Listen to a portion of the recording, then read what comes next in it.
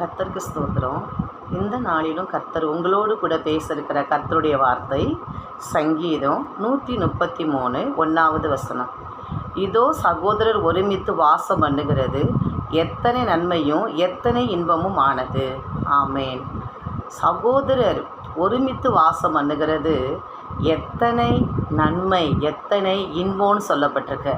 அன்பான தேவ பிள்ளைகளே, சகோதர சிநேகம் ரொம்ப ரொம்ப நமக்கு முக்கியமான ஒன்றான செய்து இருக்குது.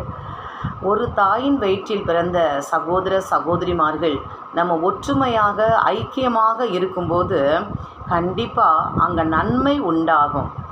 அடுத்து இன்பம் என்ன செய்யும்? உண்டாகும். எங்கே ஐக்கியம் இருக்குதோ அங்கே நன்மையும் இன்பமும் என்ன செய்யுது? உண்டாகுது. இன்றைக்கு இந்த நன்மையை பெற்றுக்கொள்ள முடியாத அளவுக்கு, இன்பத்தை பெற்றுக்கொள்ள முடியாதவுக்கு சகோதரமார்கள் மத்தியிலே சகோதரிமார்கள் மத்தியிலே ஐக்கியம் இல்லாமல் என்ன செஞ்சிருது? போயிடுது. சின்ன சின்ன விஷயங்களை கூட பெருசாக என்ன செய்கிறாங்க? அதை பேசி பெரிய பெரிய பிளவுகளை என்ன செஞ்சுக்கிறாங்க? உண்டாக்கி கொள்கிறாங்க. அன்பான தேவ பிள்ளைகளே, எப்பொழுதுமே ஒவ்வொரு சகோதர சகோதரிமார்களும் நம்ம ஐக்கியத்தை விரும்புகிறவர்களாக என்ன செய்யணும்? இருக்கணும்.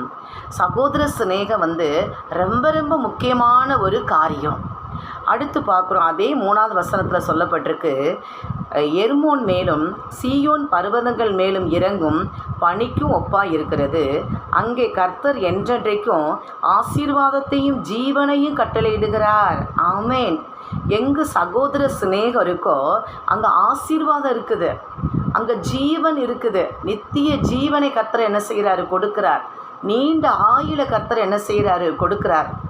அப்போ இன்றைக்கு அன்பான தேவ பிள்ளைகளே, ஒரு தாயின் வயிற்றில் பிறந்து அப்படி நம்ம சிறு பிள்ளைகளிருந்தே நம்ம வளர்ந்து வருகிறோம். நல்ல சிறு பிள்ளையாக இருக்கும்போது, வாலிபர்களாக இருக்கும்போது நல்ல ஒற்றுமையாக ஐக்கியமாக என்ன செய்கிறோம்? இருக்கிறோம். அடுத்து மேரேஜ் லைஃப்குள்ளே போகும்போது தான் நமக்கு கசப்புகளும் பிரச்சனைகளும் பிளவுகளும் என்ன செஞ்சிருது? வந்துடுது. அன்பான தேவ பிள்ளைகளே, நம்ம ஒரு பிளேட்டில் உட்காந்து சாப்பிட்டதை நினச்சி பார்க்கணும்.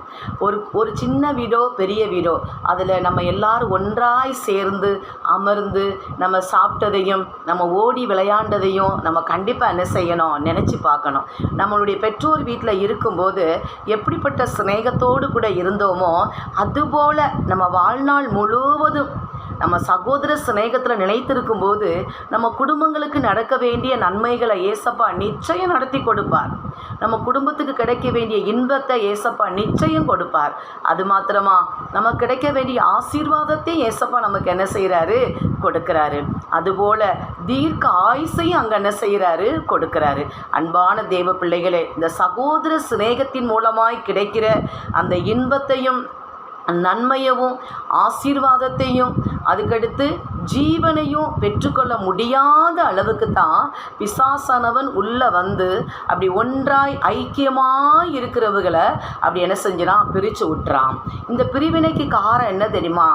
எப்பொழுது இந்த பிரிவினைகள் ஸ்ட்ராங்காக ஒரு குடும்பத்தில் நிற்கிது அப்படின்னா, ஒன்று பண பிரச்சனையால் வந்ததாக இருக்கும், இல்லை சொத்து பிரச்சனையால் வந்ததாக என்ன செய்யும்? இருக்கும். அந்த பெற்றோருடைய சொத்துக்களை அப்படி பிரித்து எடுக்கும்போது என்ன நடக்குதுன்னா, அங்கே ஒரு ஏற்றத்தாழ் வந்துடுது. பெற்றோருடைய சொத்துக்களை அப்படி சமபங்காக பிரித்து கொடுக்க வேண்டும். பெற்றோருடைய ஆசீர்வாதம் எல்லா பிள்ளைகளுக்கும், அவங்க பெற்றெடுத்திருக்கிற எல்லா பிள்ளைகளுக்கும் அதில் பங்கு இருக்குது, உரிமை இருக்குது. அந்த பெற்றோருடைய ஆசீர்வாதம் எல்லா பிள்ளைகளுக்கும் அது போய் சேரணும். அதை ஒருத்தரையே சுதந்திரித்து கொள்ள வேண்டும், எடுத்துக்கொள்ள வேண்டும் என்று சொல்லி அந்த பெற்றோருடைய சொத்துக்களை தானே சுதந்திரிக்க வேண்டும் என்று சொல்லி சுயமாக ஒரு சிலர் ஒவ்வொரு குடும்பங்களில் ஒரு சிலர் அப்படிலாம் செயல்படும் போது தான் அங்கே பிரச்சனைகள் வந்துடுது, பிரிவினைகள் வந்துடுது, போட்டிகள் பொறாமைகள் வந்துடுது. அந்த சகோதர சிநேகத்துக்குள்ளே இருக்கிற அதனுடைய ஐக்கியத்துக்கு பெரிய பிளவே என்ன செஞ்சிருது? உண்டாயிருது. அன்பான தேவ பிள்ளைகளே, நம்ம பெற்றோருடைய சொத்துக்களாக இருந்தாலும் சரி, பணமாக இருந்தாலும் சரி, அவங்க பெற்றெடுத்த எல்லா பிள்ளைகளுக்கும் அது ஒரு பொதுவான ஒரு ஆசீர்வாதம்.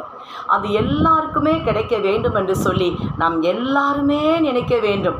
இன்றைக்கி ஒரு சில குடும்பங்களில் பார்த்தீங்கன்னா, ஒரு சிலரே அதை அனுபவிக்கணும், ஒரு சிலரே அதை எடுத்துக்கொள்ள வேண்டும் என்று சொல்லி நினைக்கும் போது தான் அதில் ரொம்ப பிசாசுக்கு அது சாதகமாகி அந்த குடும்பத்தில் எல்லா பிள்ளைகளையும் அப்படி கசப்புக்களை உண்டாக்கி என்ன செஞ்சிடான்? பிரித்து விட்டுறான்.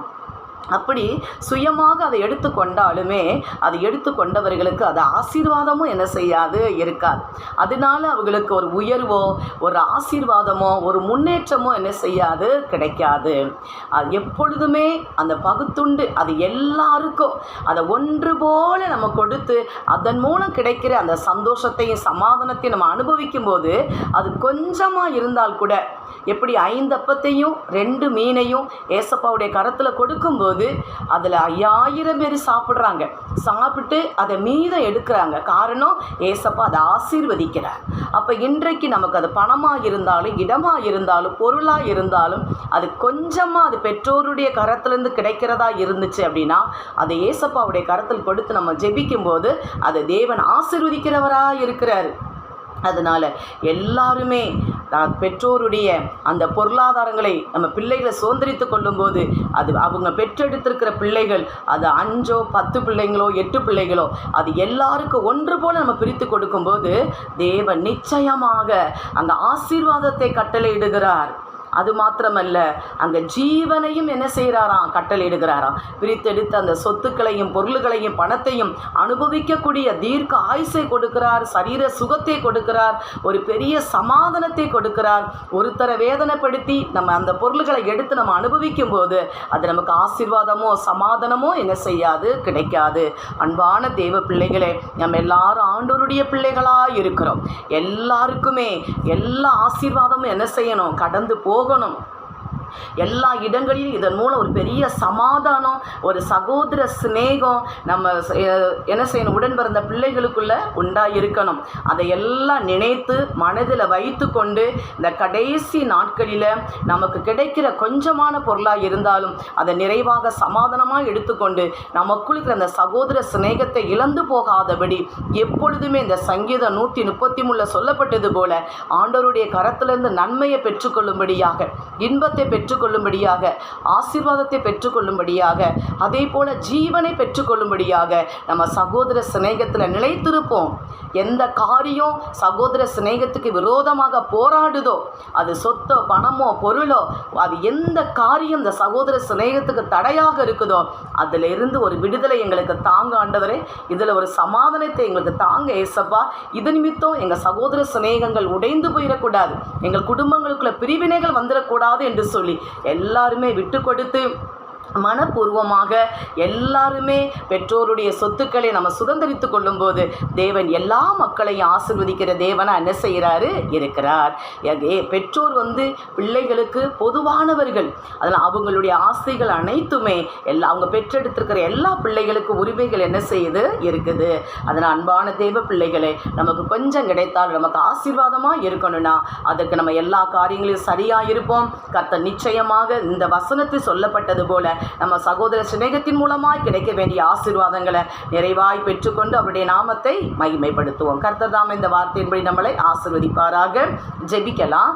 ஆமாண்டவரே, சகோதரர் ஒருமித்து வாசம் பண்ணும்போது அங்கே நன்மை இருக்குது, இன்பம் இருக்குது, ஆசீர்வாதம் இருக்குது, ஜீவன் இருக்குன்னு சொல்லப்பட்டிருக்கப்பா. நாங்கள் எப்பொழுதுமே இந்த ஆசீர்வாதத்தை நாங்கள் சுதந்திரித்து கொள்ளணும். எந்த கசப்புக்கும் எந்த போட்டிக்கும் பொறாமைக்கும் நாங்கள் ஆண்டவருடைய சுயமான இச்சைகளுக்கும் நாங்கள் இடம் கொடுத்து உங்களுடைய ஆசீர்வாதத்தை இழந்து போகாதபடி காத்துக்கொள்ளுங்க. உங்களுடைய ஆசீர்வாதத்தை எப்பொழுதும் நாங்கள் சுதந்திரித்து கொள்ளும்படியாக கிருபை செய்யுங்க. சிறு பிள்ளைகளை பெற்றோரோடு கூட இருக்கும்போது எப்படி ஒற்றுமை ஐக்கியமாக இருந்தோமோ அதே போல் கடைசி வரை அந்த ஐக்கியத்தை நாங்கள் காத்துக்கொள்ள எல்லாருக்குமே நீங்கள் கிருபை செய்தரல வேண்டுபடி நாங்கள் செபிக்கிறோம். அப்படி செய்ய போகிற தயவுக்காக உமக்கு நன்றி. இயேசு கிறிஸ்துவின் நாமத்தில் வேண்டிக் கொள்கிறோம் பிதாவே. ஆமேன், ஆமேன். ஸ்தோத்திரம்.